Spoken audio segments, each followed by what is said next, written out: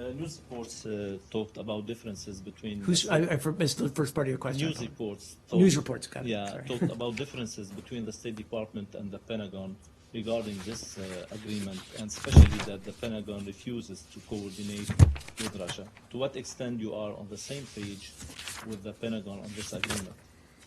Well, again, I think, and the Secretary spoke about this yesterday, what really matters here is that the President of the United States supports this agreement. And, you know, our system of government works in such a way that everyone follows what the President says. They don't have to be happy about it. I think, though, that's being, sorry, just to finish my question, or finish my response, though. I think also, though, I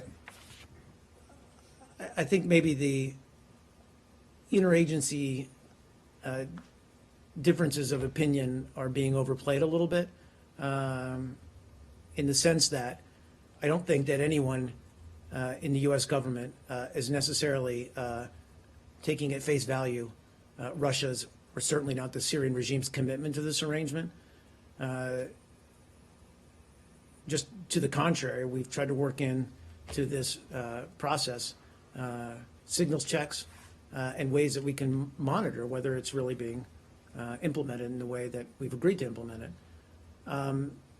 So it's not that the State Department is on one side and the Department of Defense on another. I also think some of the comments from the Department of Defense were just about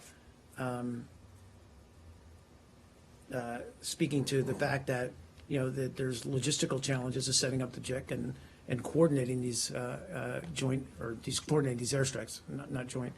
And that's going to require additional effort and additional time. So I'll leave it there. That means there are differences between the State Department and the Pentagon regarding this agreement. Again, I don't want to, I think that's... You say that the President agrees on this agreement. You didn't say that the Pentagon agreed on this agreement too. I think there's, and I'll leave it here, I think there's, again, skepticism on the part of many people within the interagency and within the U.S. government. But that's to be expected. What's important is that we continue to try to implement this agreement to the best of our ability. And part of the agreement is built on not just, blind trust in the Russians' actions, but on the fact that we expect to see Russia and the regime comply with the agreement. My second